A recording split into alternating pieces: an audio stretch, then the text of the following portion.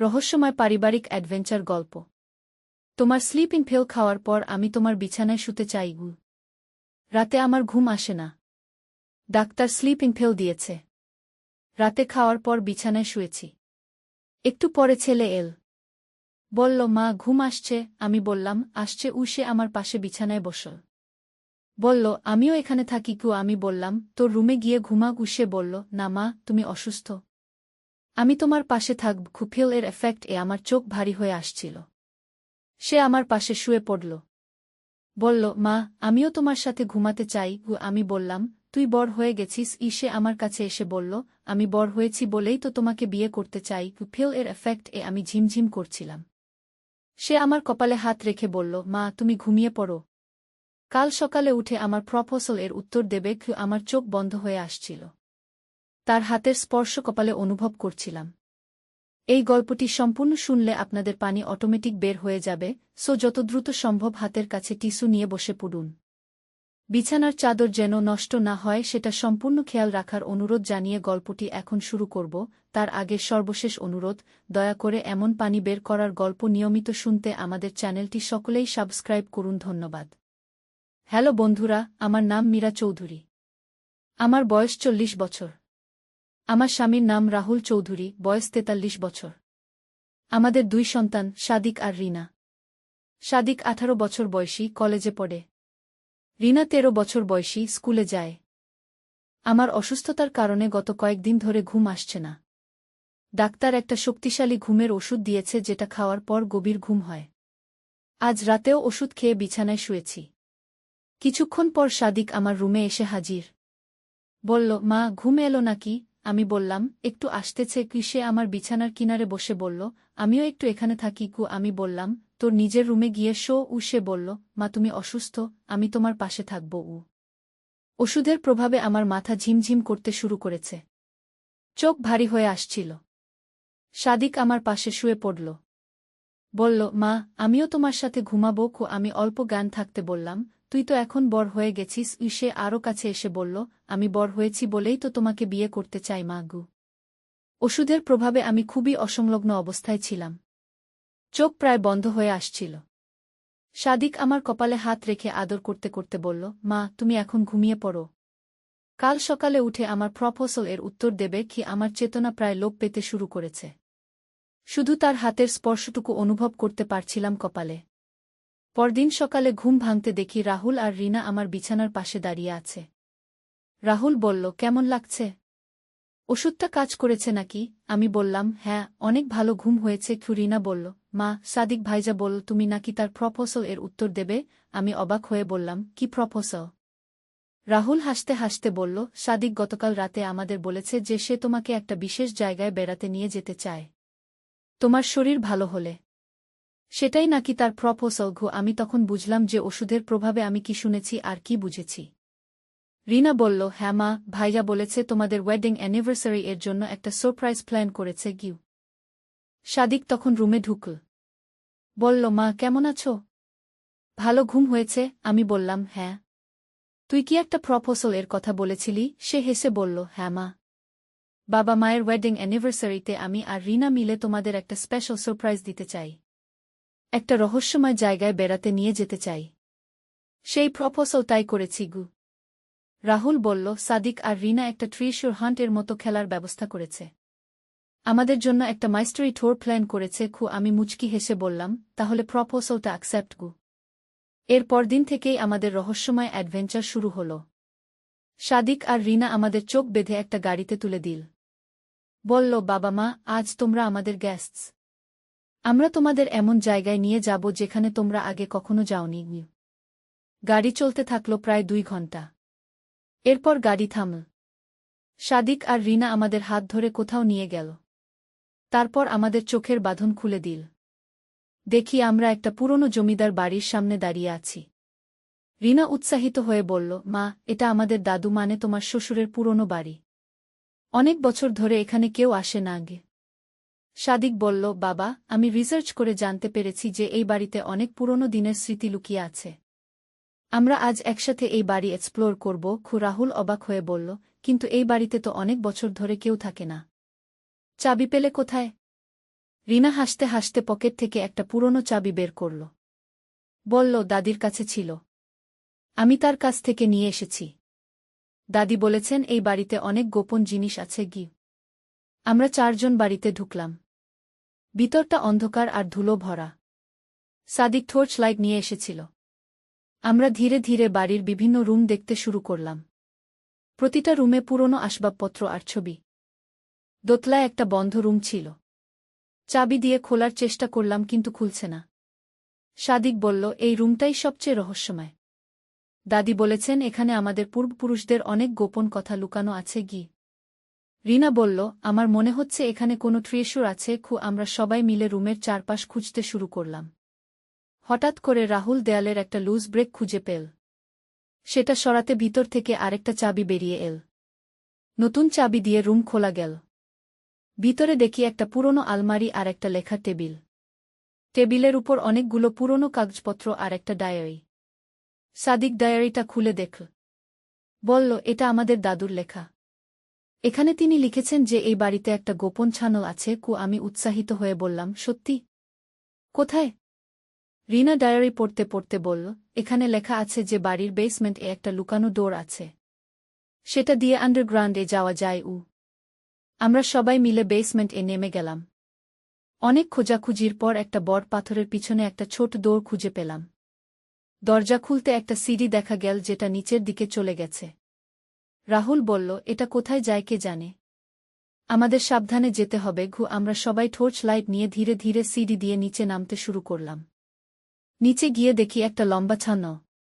থানলের দেয়ালে অনেক পুরনো ছবি আর সিম্বলস আঁকা। সাদিক বলল, এগুলো দেখতে অনেক পুরনো লাগছে। হয়তো কয়েকশো বছরের পুরনো। আমরা ছানল দিয়ে হাঁটতে শুরু করলাম। প্রায় 15 মিনিট হাঁটার পর একটা বড় চেম্বার এ পৌঁছলাম। সেখানে অনেক পুরনো জিনিসপত্র রাখা। কয়েন্স, জুয়েলারি আর অনেক অজানা আর্টিফ্যাক্টস। রিনা অবাক হয়ে বলল, এ তো সত্যিকারের ট্রেজার। রাহুল বলল, এগুলো আমাদের পূর্বপুরুষদের সম্পত্তি। কিন্তু এই গোপন জায়গা রাখা কেন? হঠাৎ করে আমরা ছানল এর অন্য দিক থেকে কিছু আওয়াজ শুনতে পেলাম। কে যেন আসছে। আমরা সবাই ভয় পেয়ে গেলাম। সাদিক হুইসপার করে বলল, এখানে আর কেউ আছে নাকি? আওয়াজ আরও কাছে আসতে থাকল। আমরা ঠোঁচ বন্ধ করে লুকিয়ে থাকলাম। কিছুক্ষণ পর দেখি একজন বয়স্ক মানুষ ছানল দিয়ে আসছেন। তিনি আমাদের দেখে অবাক হয়ে বললেন, তোমরা কারা? এখানে কি করছ? রাহুল সাহস করে বলল, আমরা এই বাড়ির মালিকের ফ্যামিলি। আপনি কে? বয়স্ক মানুষটি মুচকি হেসে বললেন, আমি এই এলাকার কেয়ারটেকার। তোমাদের দাদুর সময় থেকে এই জায়গা দেখাশোনা করি গি। তিনি আমাদের কাছে এসে বললেন, আমার নাম হরি কাকা। তোমাদের দাদু আমাকে এই গোপন জায়গার দায়িত্ব দিয়ে গেছেন। তোমরা ফ্যামিলি এর সদস্য বলে আমি তোমাদের সব কিছু জানাব গো। হরি কাকা আমাদের বললেন যে এই টানেল সিস্টেম আসলে একটা এমার্জেন্সি এসকেপ রাউট ছিল। ব্রিটিশ আমলে যখন জমিদারদের উপর অত্যাচার হতো তখন এই গোপন পথ দিয়ে পালানোর ব্যবস্থা ছিল। ট্রেজারগুলো তখন লুকিয়ে রাখা হয়েছিল। তিনি আরও বললেন, তোমাদের দাদু চেয়েছিলেন যে পরবর্তী প্রজন্ম এই ইতিহাস জানুক। কিন্তু শুধুমাত্র পরিবারের মানুষরা। সাদিক বলল, তাহলে এই সব ট্রেজার এর কি হবে? হরি কাকা বললেন, এগুলো তোমাদের পূর্বপুরুষদের রেখে যাওয়া। তোমরা চাইলে এগুলো মিউজিয়াম এ দান করতে পারো অথবা ফ্যামিলিতে রাখতে পারো। আমি বললাম, এই অ্যাডভেঞ্চারটা সত্যিই অবিশ্বাস্য। আমরা কখনো ভাবিনি যে আমাদের ফ্যামিলি এর এত রহস্যময় ইতিহাস আছে। রিনা বলল, ভাইজা, তুমি এই সারপ্রাইজটা কি করে প্ল্যান করলে? সাদিক হেসে বলল, আমি দাদির সাথে কথা বলতে গিয়ে এই সব জানতে পারি। তিনি বলেছিলেন যে বাবা মায়ের অ্যানিভার্সারিতে এই সারপ্রাইজ দেওয়া যেতে পারে কি। হরি কাকা আমাদের টানেল এর অন্যান্য পার্টসও দেখালেন। একটা সিক্রেট লাইব্রেরি ছিল যেখানে অনেক পুরনো বুকস আর ডকুমেন্টস রাখা। আরেকটা রুম এ উইপন্স আর অর্ম রাখা ছিল। তিনি বললেন, তোমাদের পূর্বপুরুষরা শুধু জমিদার ছিলেন না, তারা স্কলারও ছিলেন। এই লাইব্রেরিতে অনেক রেয়ার বুকস আছে যেগুলো এখন আর পাওয়া যায় না। আমরা প্রায় পুরো দিন এই আন্ডারগ্রাউন্ড অ্যাডভেঞ্চার এ কাটালাম। হরি কাকা আমাদের অনেক পুরনো গল্প বললেন। কিভাবে আমাদের দাদা দাদি এই জায়গা ব্যবহার করতেন, কিভাবে স্বাধীনতা সংগ্রামে এই ছানল কাজে লেগেছিল। সন্ধ্যার দিকে আমরা আবার উপরে উঠে এলাম। হরি কাকা বললেন, তোমরা যখন চাও তখনই এই জায়গায় আসতে পারো। কিন্তু এই গোপনীয়তা ফ্যামিলি এর মধ্যেই রাখবে। রাহুল বলল, এই অ্যানিভার্সারি সারপ্রাইজটা সত্যিই জীবনের সেরা সারপ্রাইজ।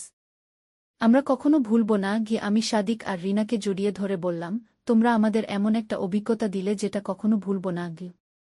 সাদিক বলল, মা, এটা শুধু শুরু। আমরা এই জায়গা নিয়ে আরও রিসার্চ করব। হয়তো আরও রহস্য আবিষ্কার করব। রিনা বলল, পরের বার আমরা ক্যাম্পিং করে এখানে থাকব। রাতে এই জায়গা কেমন লাগে দেখব।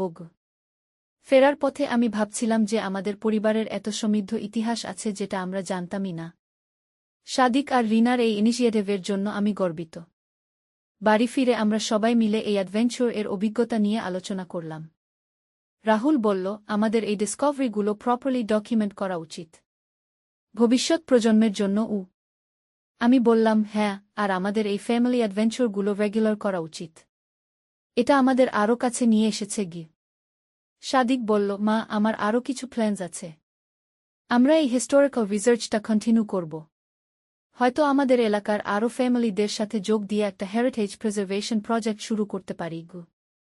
এই অ্যাডভেঞ্চার এর পর থেকে আমাদের পরিবারের বন্ড আরও শক্তিশালী হয়েছে।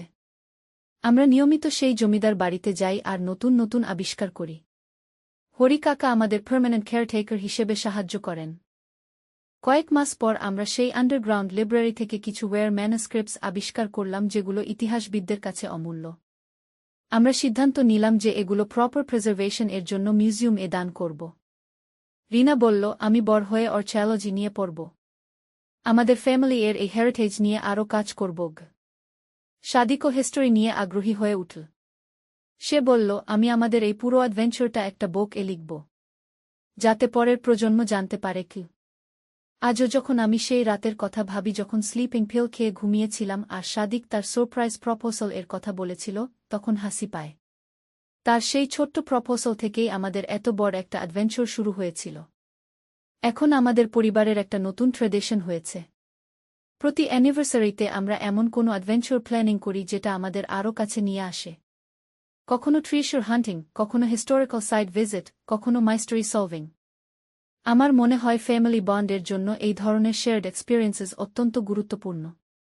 আমরা শুধু একসাথে থাকি না, একসাথে নতুন কিছু আবিষ্কার করি, একসাথে রহস্যের সমাধান করি। সাদিকের সেই রাতের কথাগুলো এখন আমাদের কাছে একটা মজার মেমোরি। যেটা শুরু হয়েছিল একটা মিসআন্ডারস্ট্যান্ডিং দিয়ে, সেটাই আমাদের জীবনের সবচেয়ে মেমোরেবল অ্যাডভেঞ্চার এ পরিণত হয়েছে। আর হরি কাকা এখন আমাদের পরিবারের একজন অংশ হয়ে গেছেন। তিনি আমাদের আরও অনেক ফ্যামিলি হিস্টোরি বলেন, যেগুলো আমরা আগে জানতাম না। এই পুরো এক্সপেরিয়েন্স আমাদের শিখিয়েছে যে আমাদের চারপাশে কত রহস্য লুকিয়ে আছে। শুধু একটু কিউরিওসিটি আর একসাথে এক্সপ্লোর করার মানসিকতা থাকলেই আমরা অভাবনীয় অভিজ্ঞতা পেতে পারি। আমাদের এই অ্যাডভেঞ্চার স্টোরি এখন আমাদের এলাকায় ফেমাস।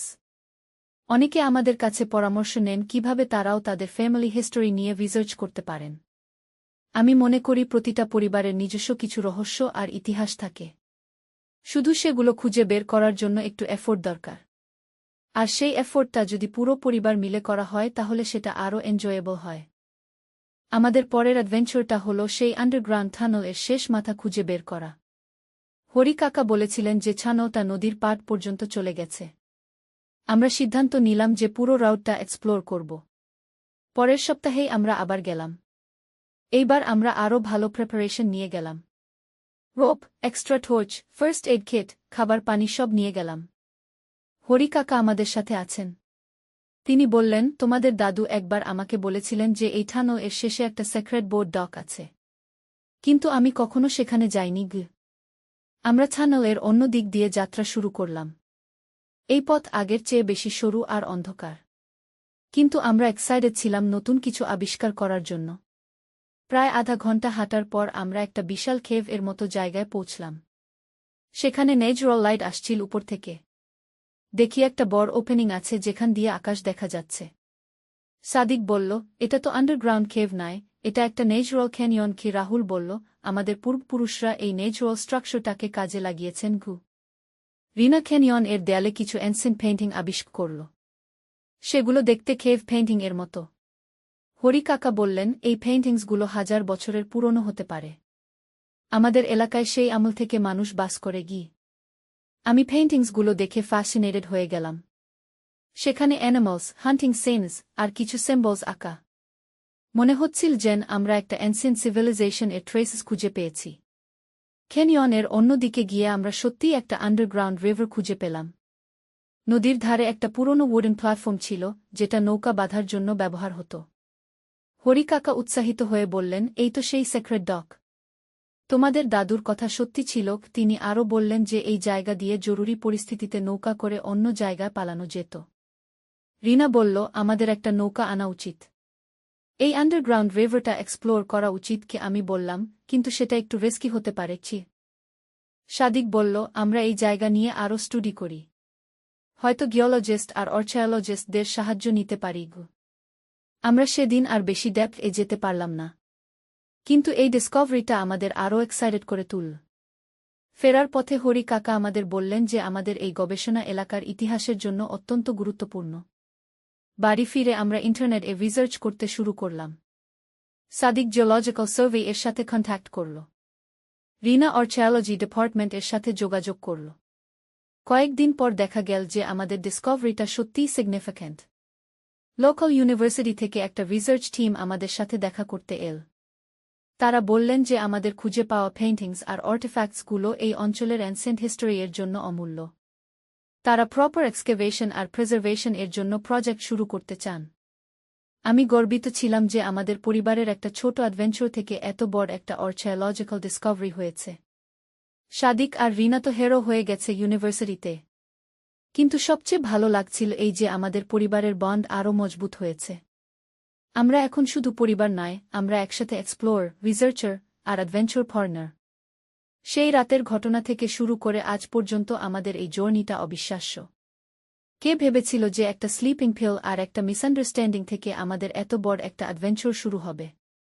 আমার মনে হয় জীবনে এই ধরনের আনএক্সপেক্টেড মোমেন্টসগুলোই সবচেয়ে ভ্যালুয়েবল, যেগুলো আমাদের নতুন পথ দেখায়, নতুন অভিজ্ঞতা দেয় আর পরিবারকে আরও কাছে নিয়ে আসে। এখন আমাদের পরিবারের একটা নতুন আইডেন্টিটি হয়েছে।